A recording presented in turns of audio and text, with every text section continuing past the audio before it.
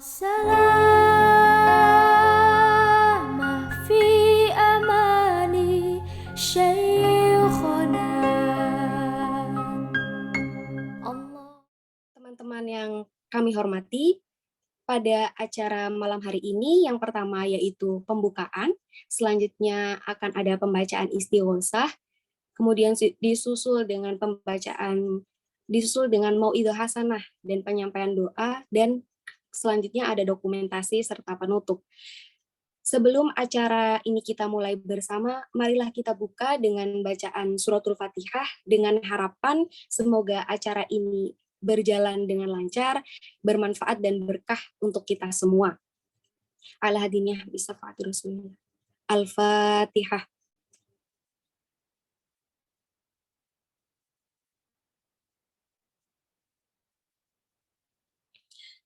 Untuk acara selanjutnya yaitu pembacaan istighosah yang akan disampaikan atau dipimpin oleh saudara kita kepada Mas Tajudin, dipersilahkan. Bismillahirrahmanirrahim. Assalamualaikum warahmatullahi wabarakatuh. Terima kasih atas waktunya. Mari kita bersama-sama membaca istighosah. Semoga hajat-hajat kita dipermudah dan segera dikabulkan Allah Subhanahu wa taala. Bismillahirrahmanirrahim. Ila hadratin nabiyil mustafa Muhammadin sallallahu alaihi wasallam wa ala alihi wa azwajihi wa dzurriyyatihi. Syaulillahi lahumul Fatihah. أعوذ بالله من الشيطان الرجيم بسم الله الرحمن الرحيم الحمد لله رب العالمين الرحمن الرحيم مالك يوم الدين إياك نعبد وإياك نستعين اهدنا الصراط المستقيم صراط الذين أنعمت عليهم غير آمين ثم إلى روح آبائي وإخواني من الأنبياء والمرسلين والأولياء والشهداء والصالحين وصحابة والتابعين والتابعين لهم بإحسان إلى يوم الدين شون الله لهم الفاتحة أعوذ بالله من الشيطان الرجيم بسم الله الرحمن الرحيم الحمد لله رب العالمين الرحمن الرحيم مالك يوم الدين إياك نعبد وإياك نستعين اهدنا الصراط المستقيم ثم إلى روح سادتنا ولمتنا ببكر وعمر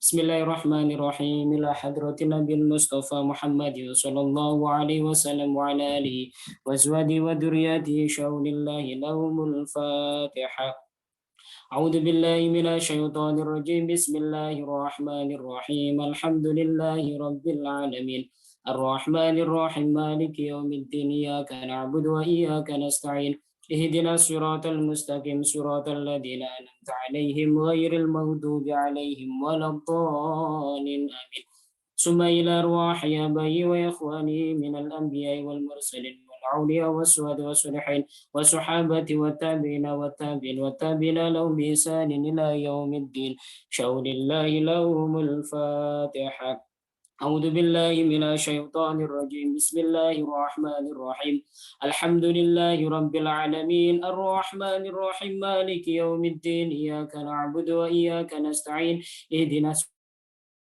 ثم إلى أرواح ساداتنا ولماتنا ببكر وعمر وعثمان وعلي وإلى أرواح بقية الصحابة وقرابة والتابعين والتابعين لهم بإحسان إلى يوم الدين شون الله لهم الفاتحة أعوذ بالله من الشيطان الرجيم بسم الله الرحمن الرحيم الحمد لله رب العالمين الرحمن الرحيم مالك يوم الدين إياك نعبد وإياك نستعين اهدنا الصراط المستقيم صراط الذين أنعمت عليهم غير المغضوب عليهم ولا الضالين آمين ثم إلى أرواح أئمة المجتهد مقلد في الدين ثم إلى أرواح علماء رشد وكل مخلص أئمة حديث مفسرين وسير سيدنا الصوفية محققين وإلى أرواح كلية المسلمين والمسلمات من مشارق الأرض مغاربها ومنها إلى شمالها شون الله لهم الفاتحة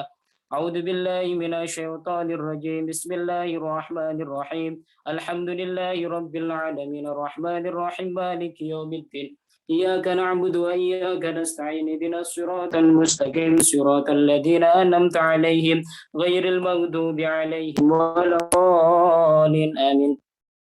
ثم إلى أرواحهم أشهد سمد ولجامع الطرق وحسن سلطان عليها سيدنا شيخ عبد القادر جيلاني وتيت الصافية بقاسم جنيدي بغدادي حضر سيسر السعودي وحضر سيابي بجمي حضر سيد جعفر الصادق ولسي يوسف بن وإلى رباني وصور مغفور وعن السلسلة والآخذين منهم شاول الله لهم الفاتحة.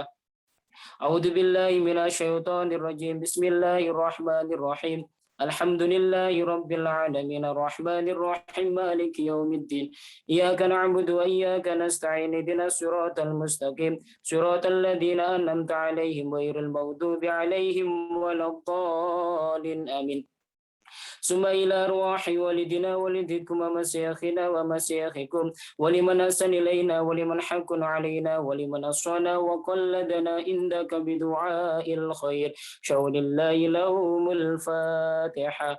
أعوذ بالله من الشيطان الرجيم بسم الله الرحمن الرحيم الحمد لله رب العالمين الرحمن الرحيم مالك يوم الدين إياك نعبد وإياك نستعين اهدنا الصراط المستقيم صراط الذين أنعمت عليهم غير المغضوب عليهم ولا الضالين آمين. ثم إلى أرواح جميع القبور من المسلمين والمسلمات والمؤمنين والمؤمنات الأحياء منهم والأموات من مشارق الأرض مغاربها ومنها إلى شمالها من قاف إلى قاف من لدن آدم إلى يوم القيامة شاول الله لهم الفاتحة. أعوذ بالله من الشيطان الرجيم بسم الله الرحمن الرحيم الحمد لله رب العالمين الرحمن الرحيم مالك يوم الدين إياك نعبد وإياك نستعين اهدنا الصراط المستقيم صراط الذين أنعمت عليهم غير المغضوب عليهم ولا الضالين آمين.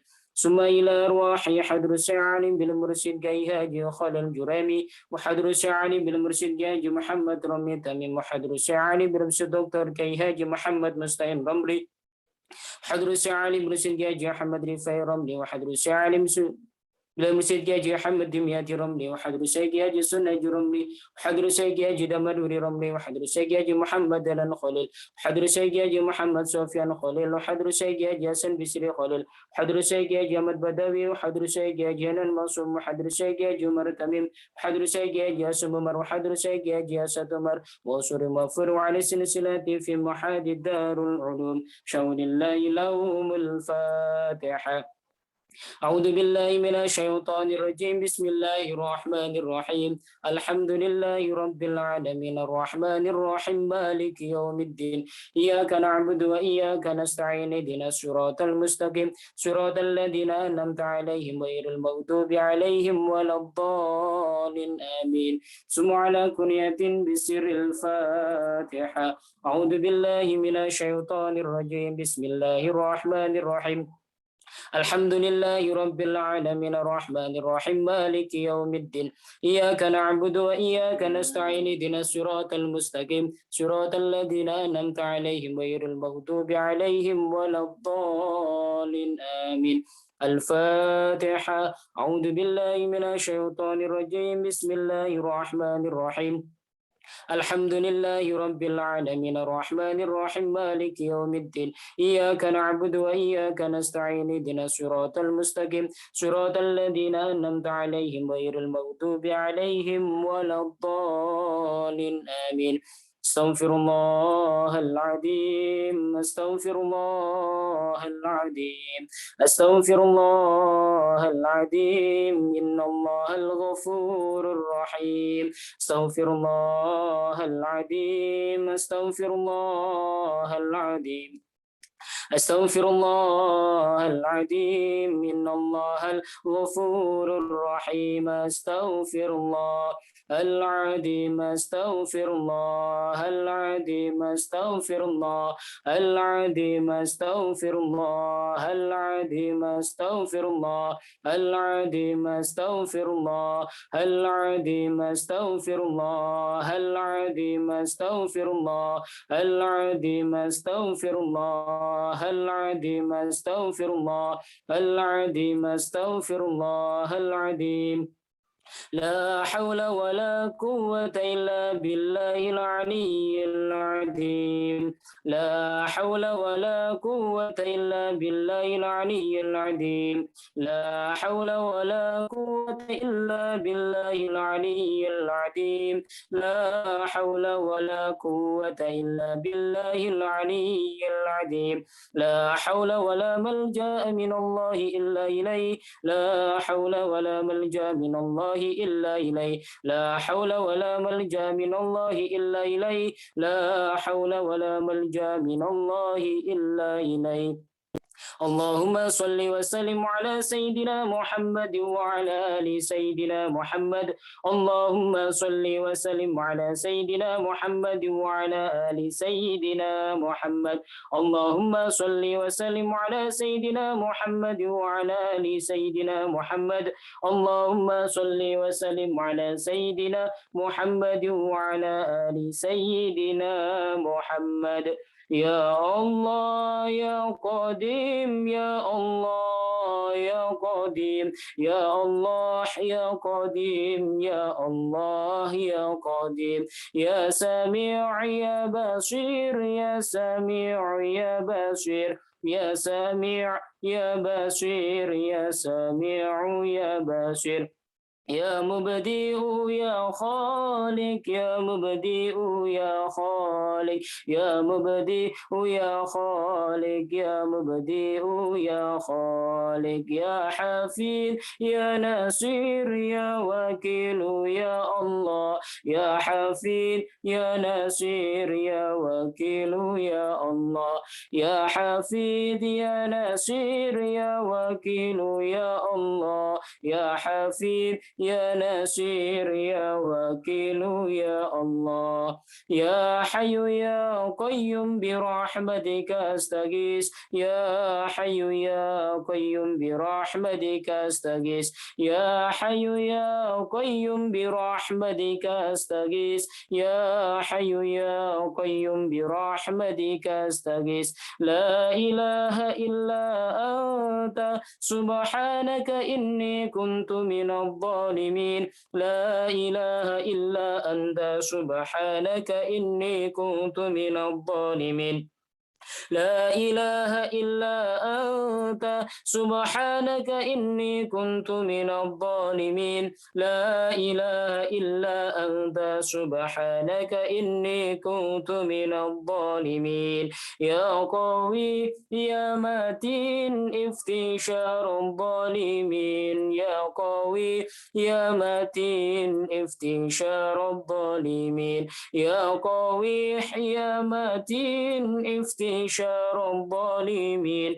يا قوي يا متين افتشار الظالمين يا هادي يا عليم يا خبير يا مبين يا هادي يا عليم يا خبير يا مبين يا هادي يا عليم يا خبير يا مبين يا هادي يا عليم يا خبير يا مبين يا لطيف يا لطيف يا لطيف يا لطيف يا لطيف يا لطيف يا لطيف يا لطيف يا رحمن يا رحيم يا رحمن يا رحيم يا رحمن يا رحيم يا رحمن يا رحيم أستغفر الله العظيم إنه كان غفارا أستغفر الله